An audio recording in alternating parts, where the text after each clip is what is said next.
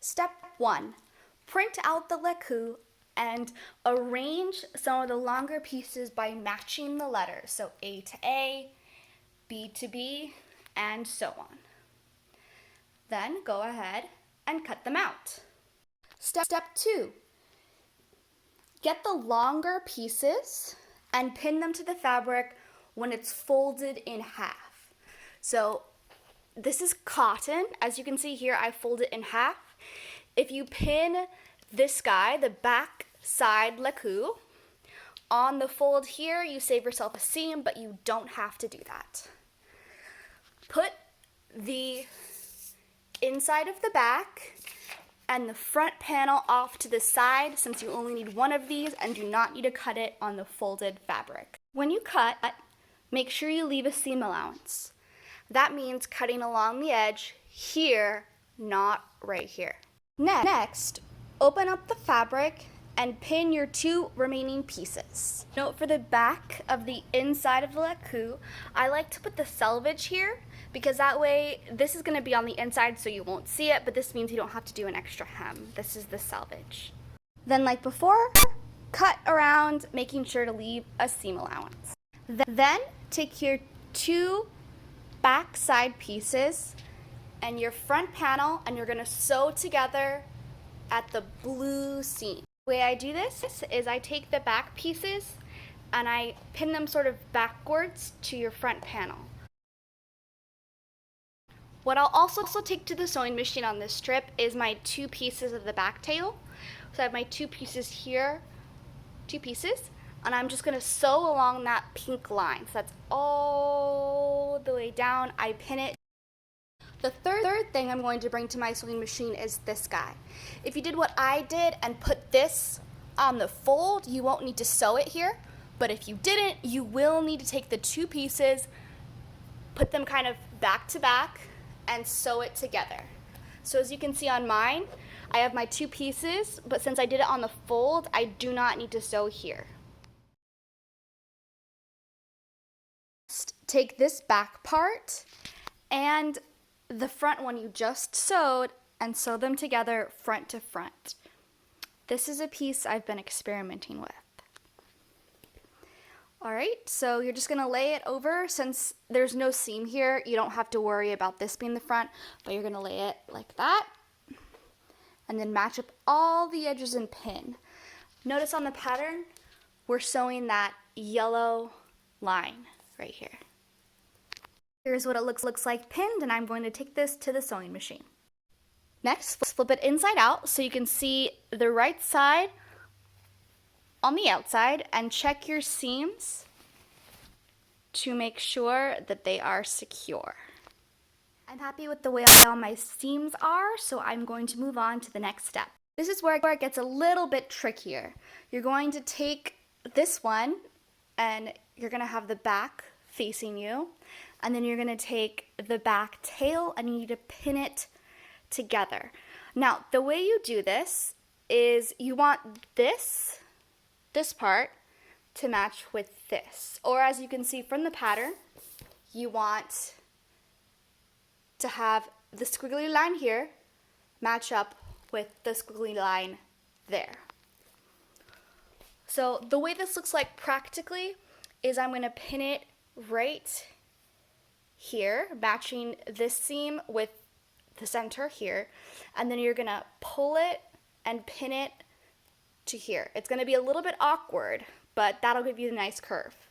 Step number 2 is you're going to attach your inside back of the back leku to your back tail. You're matching up the orange edges together. I'm going to show you how to do this. Your headpiece is here, and you have the inside back right here.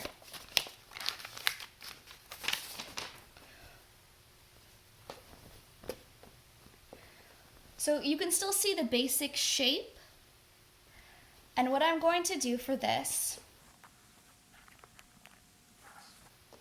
is line up those orange edges. I like to start here at the tail, and I'm going to just start at one end and start pinning.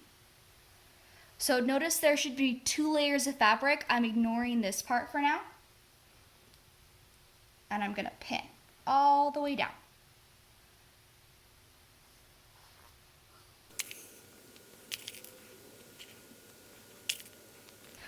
Okay, and this is gonna be very similar to how you pin the other one, but now what you're gonna do is, do you see how you have, this is this part? You're gonna just fold it like on the top and pin. So it's gonna kind of look like a circle from one end, but notice that it's not gonna be flat. So this part's gonna be sticking out a bit. All right? So do make sure your seam is on the outside, because you always want to pin things right side together. And you can see here, I have my seam and I'm going to go all the way around. Okay, so this is what it should look like. As you can tell, it's already looking very much like a headpiece. And you're going to stuff the inside. You should have extra here. That is in case you want to fold it underneath, or in case you want to just kind of use it to keep in the stuffing. You can also put a couple sort of retaining stitches in here if you want to. You don't have to though, but just a little bit extra. So the next part is we need to hem the edges by your face.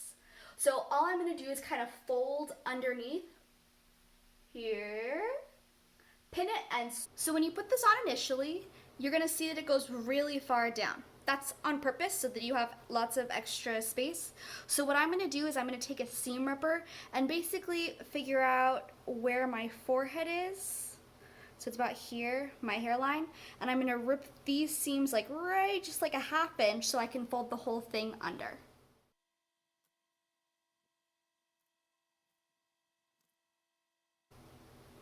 Alright, so I'm sewing from the very end where your ears go in, all the way around. The next part is you want to sew the back. So this is a little bit trickier, so you do not have to do this part. But what I did is I added an extra little carrot right here, and this is what is called the optional step. And what I want to do is stick this into here. So if you look at the back tail, what I really want here is a bit of a curve here, because my hair will show up here if there's no covering. So what I've seen people do is you can wear like an orange swim cap, or you can use this to kind of make sure your hair is covered. So I basically want, let me find it, this little thing to be attached to the back lacou. What I'm going to kind of do is tuck it into this seam here, which will require me to rip this one a little bit.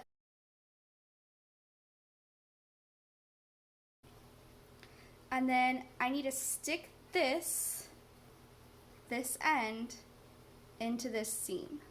So you can flip your back tail inside out again, and then basically you're just pinning your carrot in between. So the outside of your back lacou, the extra carrot, the inside of your back lacou. So you're kind of sandwiching it there in between. You want to make sure you catch all 3 layers of your fabric, and you're going to sew over the top like this. And that's going to be on both sides. You want to go all the way up to your next seam.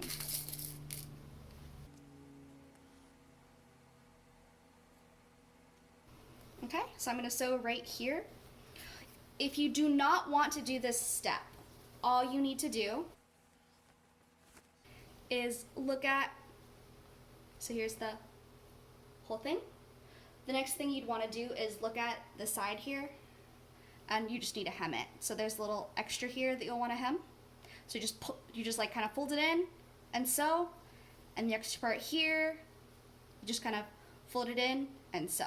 If you chose that extra optional step like I did, this is what it will look like. You'll have that kind of bridge right here, but there is going to be a raw edge right here. So like with the non-optional method, the one without this extra little carrot, you're just gonna kind of fold this part underneath to tuck it in and then just hem it. And here you go, you're done. Mine's not totally stuffed because I need to go to the store and buy more stuffing, but you can kind of see here what it looks like. Again, it does need more stuffing, but you can see the basic shape, and that is how you put the leku together.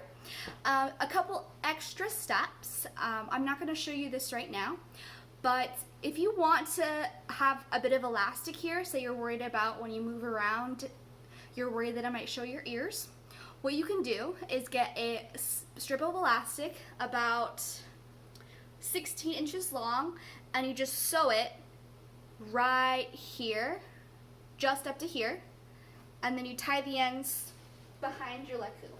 I'm going to show you how I did this on my headpiece. As you can see, the elastic kind of hangs here, but it's sewn all the way across underneath. In case you are wanting to know how, here's just a quick run through. What I do is first cover the whole thing in about 2 coats of latex. I use Mold Builder. It's a liquid latex rubber.